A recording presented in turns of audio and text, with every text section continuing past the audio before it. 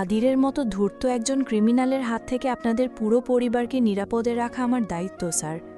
তবে আপনি বোধহয় আমার প্রফেশনাল লাইফের সাথে পার্সোনাল লাইফটা গুলিয়ে ফেলছেন। রুষা এদেশে আসার আগ অবধি তুমি অনেক ভদ্র ছিলে Ayaan. I still am sir. Sir sir করবে না, কল মি আঙ্কেল। মেহমেদ তপ্ত চোখ চেয়ে নিজের হাতঘড়িতে সময় দেখে বললেন, তোমাকে আমি 2.5 মিনিট সময় দিলাম। এই 2.5 মিনিটে তোমার সাথে রুষাকে বিয়ে দেওয়ার একটা কারণ বলে দেখাও আমাকে। যদি বলতে পারো তাহলে আগামীকাল তোমাদের বিয়ের কথাবার্তা পাকা করব আমি, নয়তো কালকেই বেরিয়ে যাবে তুমি আমার বাড়ি থেকে। পুরো 1 সপ্তাহ তোমার মতো বাদরকে সহ্য করা আমার পক্ষে অসম্ভব। কেন লজ্জা লাগে, কখন লজ্জা লাগে সেসব আমি পারবো না বলতে। আপনি শাস্তি দিতে হলে অন্য কোনো শাস্তি দিন। বাইরের তুমুল বাতাস আর বজ্রধ্বনির সাথে কেঁপে কেঁপে উঠল মেয়েলি কুণ্ঠিত গলার স্বর। ঘাড় ঘুরিয়ে লালিত মুখটা ঢাকার বৃথা চেষ্টা করল আরশি, কিন্তু পারল না বোধহয়। অমসৃণ আঙুলগুলো আলতো ছুঁয়ে দিল তার চিবুক। লজ্জায় আবৃত মুখটা ভিড়িয়ে নিল নিজের দিকে। তুমি পারবে না? বেশ, তাহলে আমি শিখিয়ে দেই তোমাকে। মেঘমেদুর ওই স্বরে আরশির শ্বাসের গতি বাড়তে ন্যানোসেকেন্ড সময় না লাগলেও ঘোড়ার খুঁড়ের ন্যায় টকবক শব্দ তুলে চলতে শুরু করল হৃদযন্ত্রটা।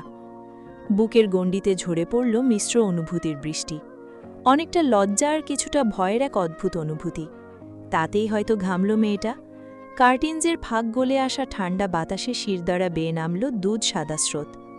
শেহজাদ তখনও তীক্ষ্ণ চোখে চেয়ে তৃষার্থ দৃষ্টিতে দেখে গেল আরশির ঘেমে নিয়ে একাকার হওয়া মুখটা। পরপর উরুর ওপর বসিয়েই ঘটিয়ে ফেলল আরেকটি কাণ্ড। আরশির ঠোঁটের ওপরে জমে থাকা ঘামটুকু মুছে নিল বৃদ্ধা আঙ্গুল দিয়ে। সম্মুখের ওই বিস্ফোরিত চোখে চোখ রেখেই জিভে ছোঁয়াল সেই আঙ্গুলখানা। আরশি থমকায়। মানুষটা এমন নির্বিকার মুখে এমন একটা কাজ করতে পারে তা যেন নিজের চোখই বিশ্বাস করতে চাইল না ওর। ভ্রুজোড়া কুঁচকে গেল আরশির। চোখ মুখ খিচে বলল, আপনি আইসক্রিম খাচ্ছেন না কোনো, এটা আমার ঘাম। ইয়াক শেহজাদ, ইয়াক। আঙুল বের করুন বলছি মুখ থেকে। কথা মতোই শব্দ করে মুখ থেকে আঙুল বের করল শেহজাদ। তবে আরশিকে চোখ মুখ কুঁচকে তাকিয়ে থাকতে দেখে হেসে ফেলল নিঃশব্দে। আপনি হাসছেন? আপনার একটুও গা গুলিয়ে উঠল না? শেহজাদ আর হাসল না তখন। চোখে ফিরে এলো সেই ঘোর লাগা দৃষ্টি। হাতের অভদ্র বিচরণ শুরু হল আরশির মেধহীন কোমর থেকে। পরনের এলোমেলো শাড়ির আঁচলের ফাঁক তাকে যেন আরও সুযোগ করে দিল সেই বিচরণ জমানোর। তোমার কাছে যেটা গা গুলিয়ে ওঠা মনে হয়, আমার কাছে সেটা আমার নির্ঘুম রাতের মেডিসিন স্নোফ্লেক। তোমার থেকে যে তুমি ঘ্রাণটা আমি পাই, এই ঘ্রাণটা ছাড়া আমার ঘুম হয় না। Your existence is becoming my obsession snowflake, and I don't know how to handle it anymore. খসখসে শক্ত হাতটা যেন দাগ কেটে চলল চাঁদের গায়ে। শেহজাদের প্রতিটা কথাই নিঃশ্বাস আটকে এলো আরশির। চাইল গলার পিছন থেকে হাত সরিয়ে মানুষটাকে আটকাতে, কিন্তু তার আগেই শেহজাদের অন্য হাত লুফে নিল ওর দুর্বল হাতখানা। তুমি কিন্তু আমার কথা শুনছ না স্নফ্লেক? ঢোক গিলল মেয়েটা। সন্ত্রস্ত চোখে বার দুয়েক পলক ফেলে আওড়াল। আর আপনি বলেছেন আমি না পারলে আপনি আমাকে শিখিয়ে দেবেন উত্তরগুলো। পরে আফসোস করবে না তো? একটাও না। আরশিরও এবার সাহস হল, মাউন্ট এভারেস্ট সমান সাহস। সে ফের জড়িয়ে ধরল শেহজাদের গলা। শরীরী দূরত্ব মেটাল ঝুঁকে এসে। চোখে চোখ রেখে বলল, you know what, I am a good learner professor. যা শেখাবেন তাই শিখব। শেহজাদ এতদিনে যেন বড়সড় এক ধাক্কা খেল আরশির কথায়। তাতেই ঠোঁট বাঁকিয়ে হাসল মেয়েটা। মানুষটার বিমূঢ় ওষ্ঠপুট ফাঁক হতেই দাবার চাল ঘুরিয়ে দিল আরশি। কণ্ঠমণির ঠিক নিচে মাথা নুইয়ে চুমু খেল শেহজাদের। মানুষটা কেঁপে উঠল সহসা। এই প্রথমবার চোখ বুজে শান্ত রাখতে চাইল নিজেকে। দুহাত পিছনে রেখে ভর ছাড়ল শরীরের। মুঠোই দুমড়ে মুচড়ে নিল বিছানার চাদর। শেহজাদের নাজেহাল দশায় আরশি নিম্নাষ্ঠ দাঁতে পিষে হাসল কেবল। পরপর ফের চুমু বসালো কণ্ঠমণি বরাবর। অধরপুর ছোয়ালো ঘাড়ের পাশে। তারপর আস্তে আস্তে নামিয়ে আনল তা ক্ল্যাভিকেলের ওপর। শেহজাদের ঘাড়ের পাশের নার্ভগুলো তখন ফুলে ফেপে উঠেছে যেন। হাতের প্রতিটা ভেইন স্পষ্ট দৃশ্যমান। আরশির হাসি প্রসারিত হয়। মুখ উঠিয়ে কানের নরম অংশে আলতো কামড়ে বলল, আমাকে ছাড়া একা ঘুমোনোর অভ্যাস করুন প্রফেসর, আমি কিন্তু সবসময় আপনার কাছে থাকব না। মুহূর্তেই চোখ মেলে চাইল শেহজাদ। উঠে বসে এক নিমেষে আরশির মেদুর মুখটা নিয়ে নিল হাতের আঁচলে। দৃঢ়স্বরে বলে উঠল, কথা উইথড্র করো। আরশি হাসল নীরবে। শেহজাদের হাতের পিঠে হাত রেখে সপ্রশ্ন কণ্ঠে শুধল, কি উইথড্র করব? এক্ষুনি যেটা বললে সেটা। কি সব বাচ্চাদের মতো বলছেন বলুন তো? বলে ফেলা কথা আবার উইথড্র করা যায় নাকি? তুমি করবে, আর মনের ভুলেও কখনো আমাকে ছেড়ে যাওয়ার কথা বলবে না তুমি, স্নোফ্লেক। আরশির চোখ মুখ শান্ত হয়ে এলো। নরম গলায় জানতে চাইল, দুজন ভালোবাসার মানুষ কখনো একে অপরকে ছেড়ে যেতে চায় না শেহজাদ, তাদেরকে নিয়তি দূরে ঠেলে দেয়। শেহজাদ আহত চোখে তাকায় আরশির দিকে।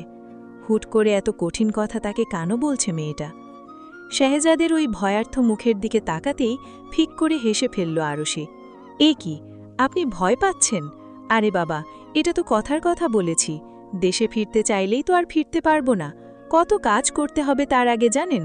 ছুটির জন্য আবেদন, ভিসা, ইমিগ্রেশন, ফ্লাইট বুকিং, আরও কত কিছু। এ কি, তারপরেও মুখ ফুলিয়ে রাখবেন?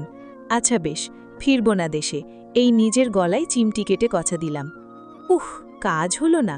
অভিমানী রাজপুত্রের মুখে হাসি ফোটানো কি এত সহজ? কিন্তু হাল ছাড়ল না আরশি। নড়ে চড়ে উঠল শেহজাদের কোলের ওপর বসেই। ব্যতিব্যস্ত কণ্ঠে আওড়াল, আচ্ছা, এই দেখুন, কথা উইথড্র করলাম, এবার খুশি? শেহজাদ উত্তর দিল না, আগের মতোই মুখ ফিরিয়ে রাখল অন্যদিকে। ঝুপ করে মনটা খারাপ হয়ে গেল আরশির। বিড়বিড় করে বলল, কি মুশকিল, এত কিছু বললাম তাও খুশি হওয়ার নাম নেই। সাধে কি আমি জাম্বুবান ডাকি? এখন কি করে মহারাজের মান ভামাব? আরশি চিন্তিত হয়ে বিড়বিড় করলেও শেহজাদ হাসল ঠোঁট টিপে। গলা পরিষ্কার করে ছদ্মগম্ভীর কণ্ঠে বলল, বলছিলাম, একটা কাজ করলে খুশি হয়েও যেতে পারে তোমার এই জাম্বুবান। আরশি আর চোখে চাইল শেহজাদের দিকে। তার মানে ওর বিড়বিড় করে বলা কথাগুলোও শুনেছে পাজি লোকটা। আর এই মান অভিমানের খেলা সবটাই নাটক। তবুও বিরস মুখে শুধল, কি কাজ? আরশি যে তার কথা ফেলবে না এটা ভেবেই ওর দিকে ফিরে চাইল শেহজাদ। তবে খুশি হয়ে যাওয়ার ব্যাপারটা চেপে রাখতে চেহারায় টিকিয়ে রাখল স্বভাব সুলভ গাম্ভীর্যতা। নির্লিপ্ত স্বরে বলল, কাল আমার সাথে ঘুরতে যেতে হবে তোমাকে। আমি যেখানে নিয়ে যাব সেখানেই যাবে তুমি, না করতে পারবে না। আবদার শুনে দ্বিধায় পড়ল যেন আরশি। কিছু একটা ভেবেই ইতস্তত স্বরে শুধল, শুধু আমরা দুজনে বেরোলে ব্যাপারটা কেমন দেখাবে না? তার চেয়ে বাড়ির সবাইকে নিয়ে কোথাও একটা যাই চলুন, তাতে বাড়ির মানুষও খুশি, আমিও খুশি। আর আমার খুশি? ওইটাই তো বললাম। উহু, বাড়ির সবার খুশি একদিকে আর এই ব্যাপারে আমার খুশি অন্যদিকে। আমি আগামীকাল আমার বউকে নিয়েই শহর ঘুরব। মা বাবা বহুবার ঘুরেছে, আর যদি বলো রুষার কথা, তাহলে ওকে ওর বর ঘোরাবে। তোমার মনি আর বাড়ির বাকি সবাইকে নিয়ে যদি এতই মন কেমন করে, তাহলে তাদেরকেও না হয় ঘুরিয়ে আনব, তবে পরে। কালকের দিনটা শুধু তোমার আর আমার। কিন্তু ওই কিন্তু পর্যন্ত এসেই থেমে যেতে হলো আরশির। ঠোঁট নড়ে কিছু বলার সুযোগ অবধি পেল না। কারণ খুঁজতে গিয়ে বুঝল, তার নিজের ঠোঁট যে নিজের দখলে নেই এখন। চোখের পলকে চলে গেছে অন্য কারো দখলে, শেহজাদের দখলে। গভীর থেকেও গভীর হল ওদের অধরষ্ঠের এই সন্ধিক্ষণ। এক ফাঁকে মেয়েটাকে শ্বাস নিতে অল্প একটু সুযোগ করে দিল শেহজাদ। তারপর ফের একবার ঠোঁটজোড়া লুফে নেওয়ার আগে শুধু বলল, আর একবার যদি যাব না বলে মুচড়ামুচড়ি করো, তাহলে এর থেকেও কঠিন শাস্তি কপালে আছে কিন্তু, স্নোফ্লেক। আরশি ধাতস্থ হয়েই এগাল ওগাল হাসল। কণ্ঠে ফিরে এলো কিছুক্ষণ আগের সেই দুষ্টুমি। শাস্তি দেওয়ার আগে কি যেন শেখাবেন বললেন না? কিভাবে ওইসব ইয়াক কথা বলতে হয়, ওইগুলো শিখিয়ে দেবেন প্লিজ। নইলে? আরশি বিড়বিড় করে আওড়াল, নইলে শাস্তিটা বোরিং হয়ে যাবে না? আপনার কাছ থেকে আমি কি শিখলাম সেটা দেখানোর জন্য শাস্তিই তো মোক্ষম সময়। আপনি আমাকে শাস্তি দিতেই এলেই আমি আপনাকে গালাগাল করে উল্টে ফেলব। শেহজাদের কণ্ঠে অবিশ্বাস। মুখের সামনে হাত রেখে আটকে উঠল এক প্রকার। পরপর শুধল, snowflake, do you even know what you are saying? আরশির হাসি থামালো চট করে। তারপর আচমকাই শেহজাদের বুকের দুপাশে দুহাত রেখে মানুষটাকে ঠেলে ফেলল বিছানায়। নিজেও ঝুঁকে এলো এক লহমায়। শেহজাদের মুখের ওপর খুলে পড়ল আরশির রেশম কোমল চুলের গোছা। লাজুক হাসল তার লাজবন্তী। পরপর ওই নীল চোখের ওপর থেকে কাঁচের চশমাটা আলগোছে সরালো, তুলে নিয়ে রাখল মাথার পাশে। তারপর শার্টের বোতামগুলো এক এক করে খুলতে খুলতে বলল, জানি তো, আর জানি বলেই বলছি। আজ আপনি আমাকে যা বলবেন, যেভাবে বলবেন, আমি সব শুনব, সব শিখব। শার্টটা খুলে ফেলতে সময় লাগল না রমণীর। চোখের সামনে উন্মুক্ত হল পুরুষালী ভরা বুক। কোমর তো বোধহয় আরশির দুহাতেই এঁটে যাবে। অথচ কাঁধ বুক এত চওড়া কেন এই লোকের? আরশি ঢোক গিলল বড় করে, অতঃপর ঝুঁকে ঠোঁট ছোয়ালো শেহজাদের আবরণহীন বুকে। প্রতিটা স্পর্শে বাইরের বৃষ্টির ছাট এসে লাগল ওদের গায়ে। বৃষ্টিমুখর বাতাবরণের হিমশীতল বাতাসে উড়ল আরশির কেশকুন্তল। তখনই যেন চমৎকার একটা বুদ্ধি এলো ওর মাথায়। পরপরই কোনো কিছু না বলে উঠে চলে গেল কোথাও একটা। আচমকা বুকের উপরে আরশির অনুপস্থিতি অনুভব করতেই চোখ মেলে চাইল শেহজাদ। আর ঠিক সেই সময় কানে ভেসে এলো একটা হিন্দি গানের সুর। ও ভেগে ভেগে রাত মে লেকর কে তুঝকো সাথ মে মধুশ হো যায় হম आफासले करने दे कुम जरा पास तो आ मिले धीरे से छू जा मुझे खोजा हूँ तेरे प्यार में बाहों में भर ले मुझे ऊ ऊ ऊ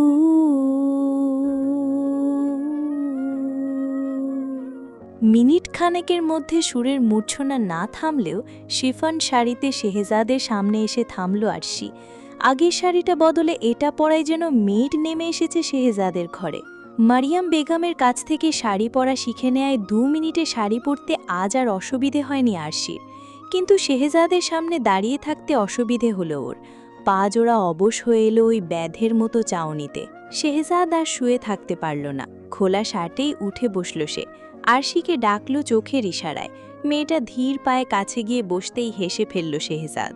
আরশি মেকি গাল ফুলিয়ে আওড়ালো, আপনি আবার হাসছেন কিন্তু? এত হাসলে আমি কিন্তু পাল্টে আসবো শাড়িটা। কে শেখালো তোমাকে এসব? কোন সব? আরশি বোকা বোকা চোখে তাকালো শেহজাদের দিকে। তাতেই যেন আরও একবার হেসে ফেলল শেহজাদ। তারপর আচমকাই একটানে আরশিকে এনে ফেলল নিজের পাশে। আজ শোয়াবলো ওর উপর, আঙুল চালালো মসৃণ কপালে। খুচরো চুলগুলো এনে কানের পাশে গুজে দিতে দিতে হাসকি স্বরে আওড়ালো, থ্যাংক ইউ আরশি। শেহজাদের এই আদুরে স্পর্শেও বিছানার সাথে মিশে যেতে হলো রমণীর। তবুও কোনো মতে বলে উঠল, থ্যাংক ইউ কেন? আমার পরিবারটা জোড়া লাগানোর জন্য, রুষাকে খুঁজে বের করে সবার সামনে আনার জন্য তোমাকে শুধু একটা ধন্যবাদ দিলে অনেক কম হয়ে যাবে জানি। তবুও আচ্ছা। আচ্ছা মানে এই পরিবারটা শুধু আপনার পরিবার, এটা আমার পরিবার না? রুষা আমার বোন না?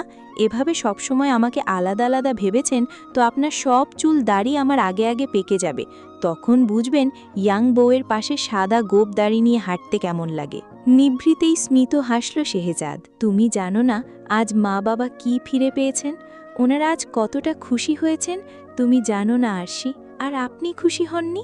তোমার কি মনে হয়? আরশির আর চিন্তাভাবনা করতে হলো না, ফট করে বলে বসল, মনে তো হচ্ছে খুশি, কিন্তু এইভাবে কি আন্দাজ করে কিছু বলা যায়? প্রমাণ করে দেখান যে আপনি কতটা খুশি। কিভাবে প্রমাণ করব? আরশি নাটকীয়ভাবে আওড়ালো, প্রশংসা করুন একটু আমার। বলুন আরশি, তুমি এত মিষ্টি কেন? শাড়িতে তোমাকে এত পরীর মতো লাগছে কেন? কিন্তু আফসোস, আমি আমাদের বিয়ের 3 বছর নিজের জীবন যৌবন খুঁয়ে অবশেষে 4 নম্বর বছরে এসে তোমার সৌন্দর্যের কদর বুঝেছি। তোমাকে দেখে অনেক নাক ছিটকেছিলাম, তার জন্য আমি বিনীতভাবে ক্ষমা প্রার্থী। পরপর একটু থেমে ছদ্ম বিষণ্ণ গলায় বলল, যদিও খালি হাতে চাওয়া ক্ষমা আমি অ্যাকসেপ্ট করি না, কিন্তু শুধু আপনি আমার স্বামী বলে একটা আইসক্রিমের বদলে মেনে নিলাম। মনে করে কালকে খাইয়ে দিলেই হবে। শেহজাদ ঠোঁট টিপল। আরশির মতোই অবুঝ হবার ভান ধরে বলল, শুধু একটা আইসক্রিম খাওয়ালেই ক্ষমা পেয়ে যাব? আরশি দীর্ঘশ্বাস ছাড়ল, হতাশ কণ্ঠে আওড়ালো, আপনারা ছেলেরা আমাদের কি ভাবুন বলুন তো? সে যাই হোক, এই আরশিকে একটা আইসক্রিমে সেটেল করতে পারছেন বলে এটা ভেবে বসবেন না প্রতিবার একই ভুল করবেন আর আমি আইসক্রিম পেয়ে সব ভুলে যাব। আর কোনো ভুল করার প্রশ্নই আসে না। আরশি চওড়া হাসল, তারপর নিজের শাড়ি দেখিয়ে বলল, আচ্ছা আচ্ছা, এখন বলুন তো আমাকে শাড়িটাতে মানিয়েছে কিনা? আপনার তো পছন্দের রং এটা, মনি নিয়ে এসেছে আমার জন্য। তাদের নিজেদের ওখানে একটা শাড়ির শোরুম আছে কিনা দেখুন না একটু।